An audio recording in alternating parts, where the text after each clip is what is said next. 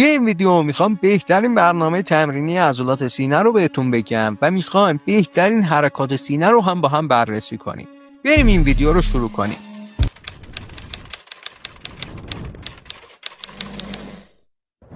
سلام و درود عرض میکنم خدمت شما دوستان عزیز. امیدوارم حالتون خوب باشه. ببینین دوستان، قبل از اینکه بریم برنامه تمرینی رو بررسی کنیم، اول بهترین حرکات سینه رو با هم بشناسیم، بعدش با اون حرکات بریم بهترین برنامه تمرینی رو هم بنویسیم. پس اول بریم بهترین حرکات سینه رو با هم بررسی کنیم. ببینین دوستان، همونطور که میدونین عضلات سینه بزرگ ما از 3 تا عضله تشکیل شدن: عضله بالا سینه، عضله بین سینه و عضله زیر سینه. ما برای هر 3 تا این عضلات هم میتونیم حرکات تک مفصلی انجام بدیم و هم حرکات چند مفصلی. حرکات تک مفصلی و چند مفصلی رو هم توی ویدیو قبلی هم بهتون توضیح دادم. بهترین حرکت تک مفصلی برای عضله بالا سینه حرکت فلای بالا سینه است. ما این حرکت فلای بالا سینه رو هم میتونیم به صورت ایستاده و نشسته با سیمکش بزنیم و هم میتونیم به صورت خوابیده هم با سیمکش و هم با دمبل بزنیم. توی هر 3 تا این مدل ها، هر 4 تا این مدل ها کشش در طول بلند عضله بالا سینه است. پس ما میتونیم بیشترین کشش و بیشترین درگیر شدن عضله بالا سینه رو داشته باشیم. اگه شما فلای بالا سینه رو به صورت ایستاده بزنین، میشه حرکت کراستان سیمکش. توی این حرکت اولین نکته که باید به اون توجه کنید اینه که باید سعی کنید اون دستتون و ارتفاع سیمکش رو طوری تنظیم کنید که دستتون در جهت تارهای عضلات بالا سینه باشه. به جهت تارهای عضلات سینه ما توجه کنید. عضلات بالا سینه ما جهت تارهای عضلانیشون کمی به طرف بالاست. عضله بین سینه تقریبا یک حالت مورب داره. عضلات زیر سینه هم تقریبا به طرف پایینه. پس ما باید توی حرکات سینه‌ای که انجام میدیم حتما به جهت این تارها توجه کنیم و سعی کنیم اون دستمون و اون حرکتی که انجام میدیم در جهت این تارهای عضلانی باشه. این اولین نکته‌ای که توی اجرای این حرکت باید بهش توجه کنیم. شما فرقی هم نمی‌کنه میخواین فلای سینه رو به صورت ایستاده بزنین یا به صورت خوابیده بزنین، حتما باید این جهت تارهای عضلانی رو دقت کنیم و به اون توجه کنیم. بهترین حرکت چند مفصلی برای عضله بالا سینه حرکت پرس بالا سینه دمبل و پرس بالا سینه هالتره.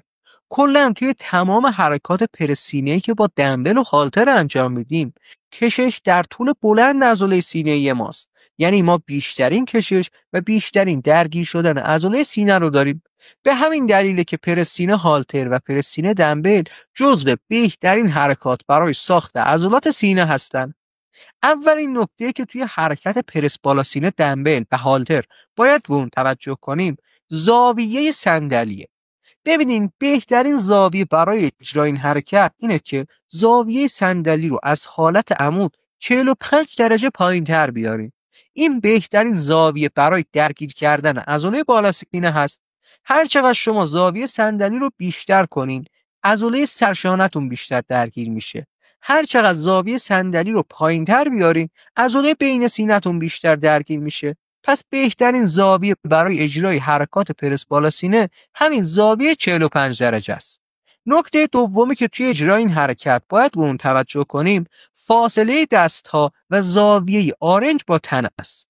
ببینین دوستان، بهترین زاویه باز برای اجرای این حرکت زاویه 45 درجه است. بهتره شما توی اجرای این حرکت دستاتون رو 1.5 برابر عرض شانه باز کنین و زاویه آرنجتون هم یک زاویه 45 درجه با تنه داشته باشه. بیشتر افراد میان آرنجاشون رو خیلی از تنشون باز میکنن یا بیشتر افراد آرنج‌ها رو به تنه میچسبونن و حرکت رو انجام میدن. ببینین هر چقدر آرنجا به تنه نزدیکتر بشه، درگیری عضله پشت بازو بیشتر میشه.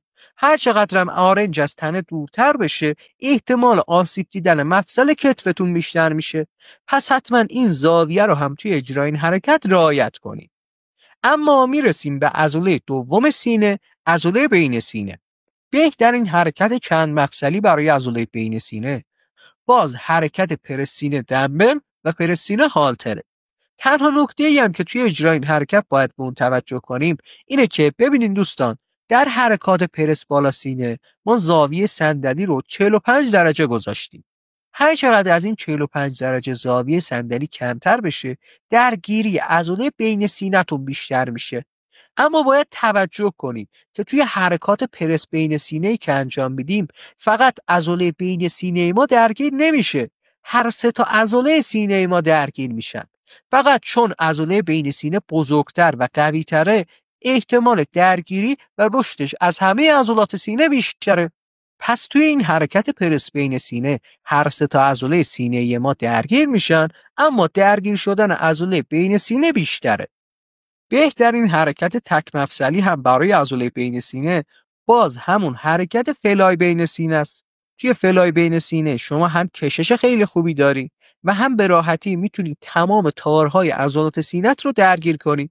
باز شما حرکت فلای بین سینه رو هم میتونی با سیمکش به صورت ایستاده و نشسته، هم میتونی با دمبل به صورت خوابیده هم انجام بدی. توی تمام مدل ها کشش در طول بلند عضله است، پس ما بیشترین درگیر شدن عضله رو داریم.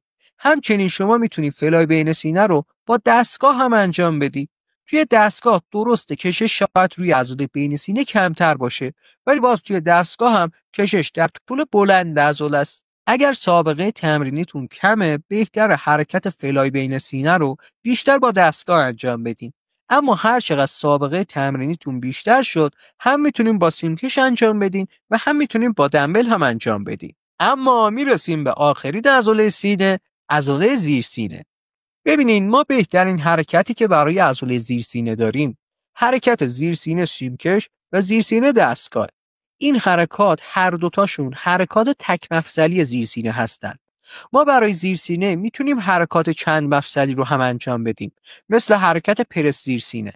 ببینین، توی حرکت پرس زیر سینه به خاطر اینکه فشار روی مغز، رگ‌های خونی مغز و رگ‌های چشم بیش از حده و جریان خون بیش از حد توی مغز ما افزایش پیدا میکنه، احتمال آسیب دیدن رگ‌های خونی مغز وجود داره. به همین دلیل ما فقط به افرادی که سابقه تمرینی خیلی زیادی دارن و هیچ مشکلی توی بدنشون ندارن، فقط به اون افراد پیشنهاد میکنیم این حرکت رو انجام بدن. وگرنه بیشتر افراد بهتر همون حرکت زیر سینه سیمکش و زیر سینه دستگاه رو انجام بدن. اینطوری هم میتونن تمام قسمت‌های سینه‌شون رو درگیر کنن و هم از آسیب دیدن به دور باشن و هم بدنشون آسیب نبینه. پس بهترین حرکتی که برای زیر سینه داریم همین زیر سینه دستگاه و زیر سینه سیمکشه. خب دوستان، بهترین حرکات سینه رو شناختیم. بریم بر اساس این حرکات بهترین برنامه تمرین سینه رو هم بنویسیم. ما 3 تا برنامه تمرینی نوشتیم که هر برنامه مخصوص یک سطح بدنسازیه. ما 3 تا سطح توی بدنسازی داریم. سطح مبتدی یعنی افرادی که زیر 6 ماه دارن تمرین میکنن. سطح متوسط یعنی افرادی که بین 6 تا 18 ماه دارن تمرین میکنن. سطح حرفه‌ای هم یعنی افرادی که مثبت 18 ماه دارن تمرین میکنن. شما بر اساس سابقه تمرینتون برنامه مناسب رو انتخاب کنین و از اون برنامه استفاده کنین. فقط توجه کنین که تمام این حرکاتی که توی این برنامه نوشته شده بر اساس بهترین حرکات سینه هست. خب دوستان، ویدیو همینجا به پایان میرسه. توی ویدیوهای دیگه سعی میکنیم بهترین حرکات برای تمام عضلات بدن و برای هر عضله بدن هم بهترین برنامه تمرینی رو بهتون معرفی کنیم. ممنون از توجهتون.